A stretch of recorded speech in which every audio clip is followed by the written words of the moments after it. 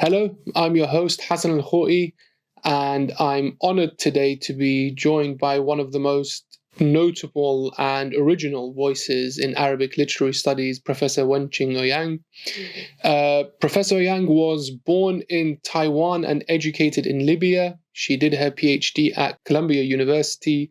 She's taught at the University of Chicago, the University of Virginia, and now is a professor at the School of Oriental and African Studies in London. Professor, what drew you to write the book? So this book came together through a number of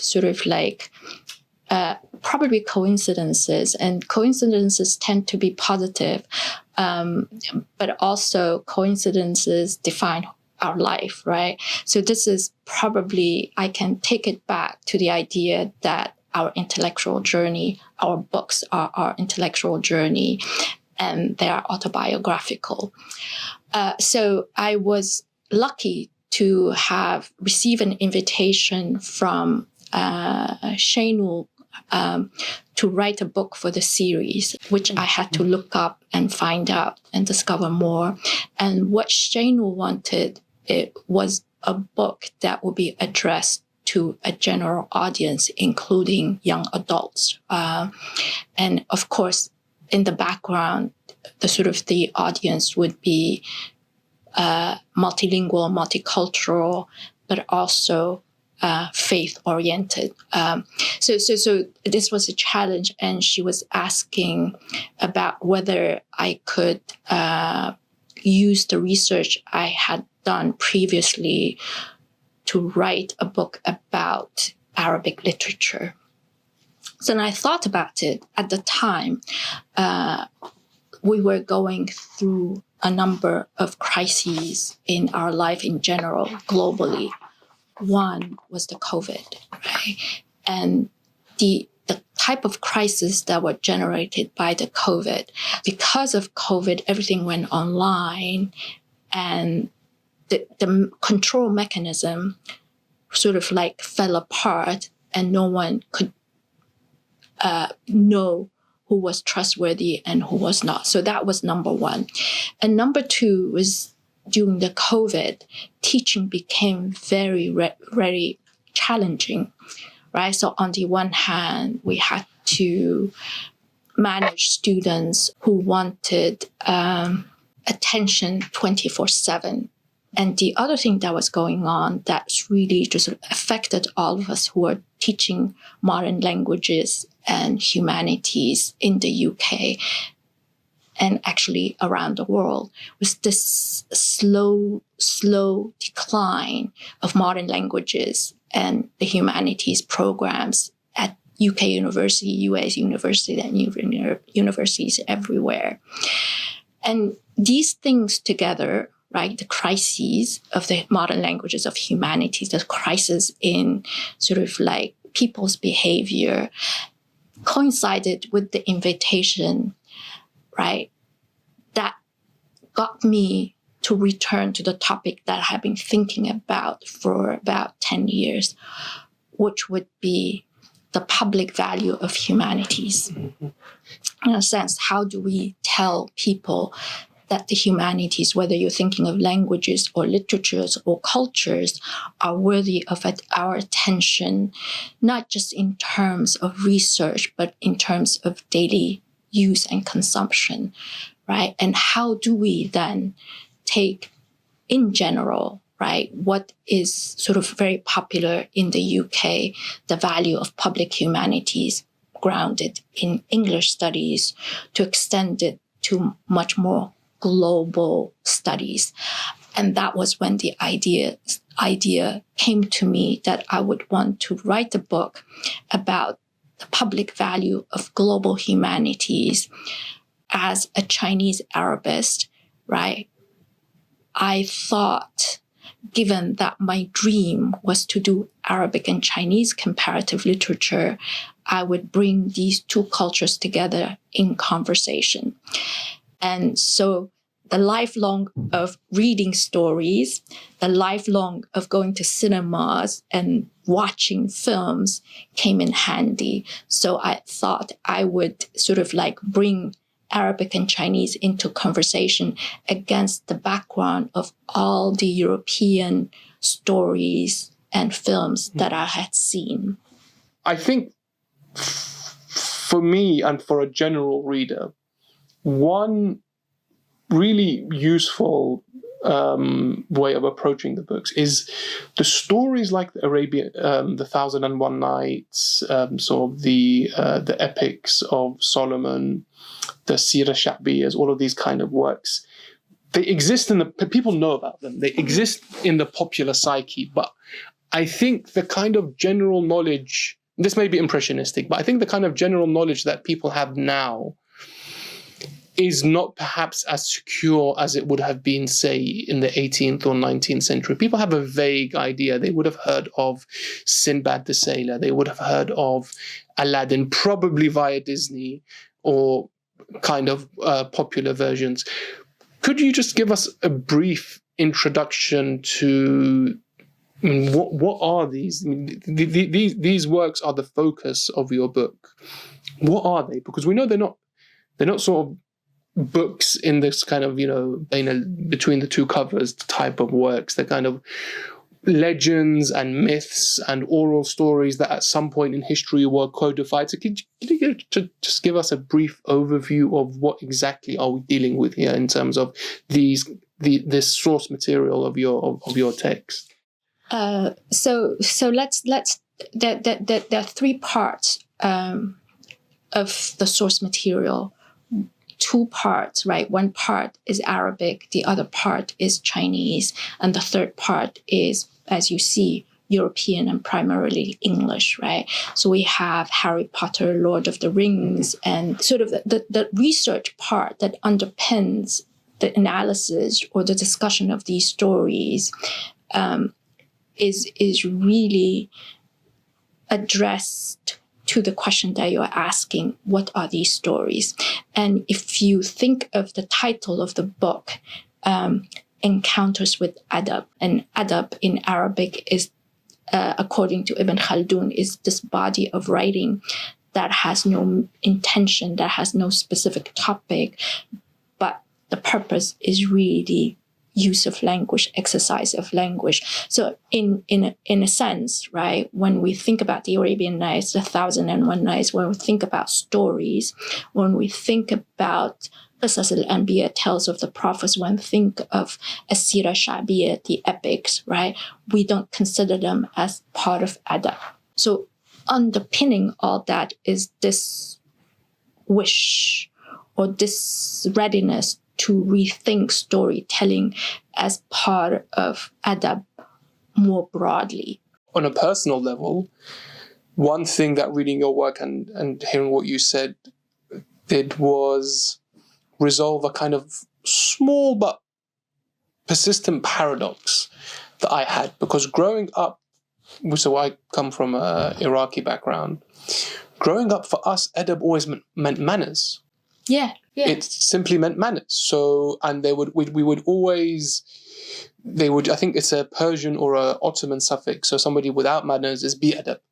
And in Arabic, it's qalil al-adab. Yeah. So, qalil al-adab. Yeah. So, and so it's only when I became sort of, started my undergraduate, became a historian, that I came across this use of adab to mean literature. And I think one thing that your work did was finally, 4 decades later, help reconcile the two by showing that adab had, or is integral to it, is this component of education.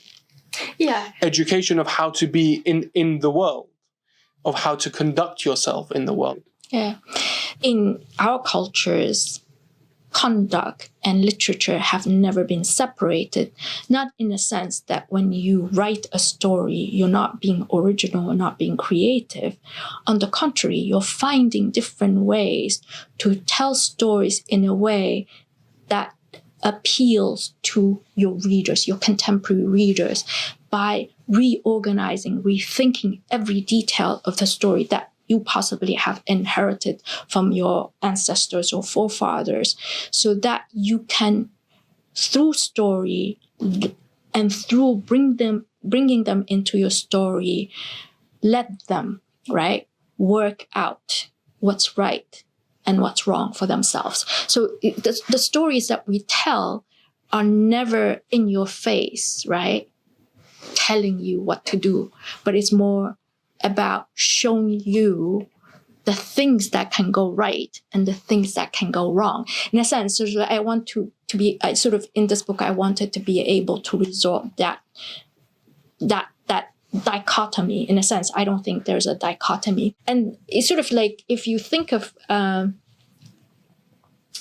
early works, Kalila wa Damna, brotherhood is very much part of state and court, right? That's and you need the brotherhood to make sure the state is how shall we say it is the state functions properly.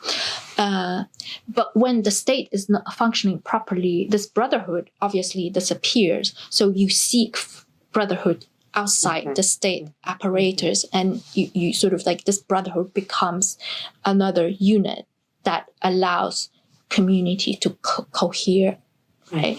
So this is it's paradox between law and lawlessness, but not in a sense that whether we should abide by law or not. Of course, we should all abide by law, but it's really about the agent of law, right? So it's perspective. So it's corrupt, and it's not. It's the court is lawless, not the street. Something like that. One of the powerful things that came across in your work, and in a way to wrap up, is this power that myth and storytelling has in educating the community about the individual, about familial relations, about society, about how to be in the world. And one of the most powerful things that I kept on coming back to was this tension between love and this tension between aql and hamaqa, this tension between kind of reason and how would you translate hamaqa as? It's hard, isn't it? Yeah, it's really hard. A kind of not idiocy, but this kind of I think I'll probably think of it more in terms of passion, right? Yeah. So it's really, passion is. I mean, I don't want to say emotion, because in Arabic, mind and heart come together. In Chinese, mind and heart come together as well. But it's really, passion is the instantaneous sort of reaction to the situation, and you don't hold it back, think more about the consequences, and you just act, right? So that's more like immediate response to the situation without letting it percolate through your experience and thinking about the consequences of your action, right?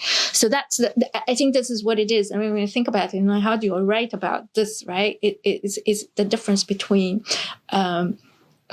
let's say knee-jerk reaction. That's hamaqa, right? Knee-jerk reaction. You hear something and all, you jump up, you whack someone on the head. Whereas if you just let it sink in, think more about it, and think more about, okay, I can do this, A, B, C. If I do A, those, I can imagine those consequences. If I do B, these consequences, C consequences, and we are thinking in terms of coherence of community. So if I do A, what kind of impact will that? So that's aql, really. Aql is not really sort of like wearing braces on your brains, right? It's more about holding back, let the situation, let the information, let whatever that's happening sinking first, think about it, and think about what action you want to take, why, and the consequences of each. That's so you're concluding. There were so many quotes, that you had that I wanted to talk to you about, but obviously we don't have time. There was a beautiful close. Or write another book. Yeah, living properly and enjoying life are not mutually exclusive. I thought that was a brilliant line. But I think your concluding remarks that Adab, Wen, and the humanities in general show us that it is possible and necessary to strike a balance between doing what's right and enjoying a good life. Yes. And do you think that storytelling, especially amongst, for example, diaspora communities, in fact, all communities today, still has that role, or should have that role, or can have that role? I think it does, right? And it should, right? But it's sort of like, maybe not on university campuses. I mean, university campus is not in the classroom, but outside of the classroom. And I'm hearing stories of these experiments with sort of like students in Form 6, maybe, and they are reading stories written by non-Europeans, right? Stories written by members of their community, and they seem to respond and enjoy those a lot more. So I think, storytelling continues, and we continue to tell stories today. But that, if we have time, brings me to my final question, which is I read this book in a way almost as a kind of appeal to humanities, as an appeal to the importance of humanities.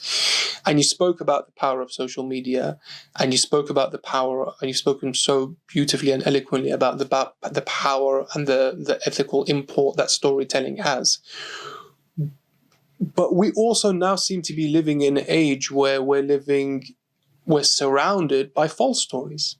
We're surrounded essentially by lies. We're surrounded by accounts that give us a distorted view of the world, whether it's politically, whether it's socially, whether it's people portraying this idealized life that they have, and we don't know what's going on behind the scenes. And now we're seeing more and more documentaries of these so-called influencers who seem so picture perfect in each of their posts, and then suddenly a year or two later, the stories behind the scenes and the tragedy behind the scenes comes out. And so how do you see this kind of age of falsehood, in a way, if that's not too extravagant a way of putting it? What do you see the role of humanities at large and the role of storytelling in that? I think I come back to sort of the ethics of living, right? Ethics of living in the stories, and if there are lots of stories out there, and if our stories remain out there, right, and hopefully, and I believe, our audiences, our readers are smart, are very intelligent, and they'll be able to distinguish between the kind of falsehood that's being perpetuated for gain, right, for influence, as opposed to the type of stories that are out there that show us that, yes, there's falsehood, but if we really want to live happily ever after, right, there's certain values that remain very dear to us. Love is one, loyalty is another, but because these underpin the coherence of family and community. And I mean, I don't have to say this. I mean, I'm just like thinking also about social media, what's happening in social media, why certain people attract negative attention, and why and they're popular because they attract negative attention in a wrong way, but the kind of criticism they get is really negative, and other people attract, conservatives, right, attract very positive, like, attention and big following.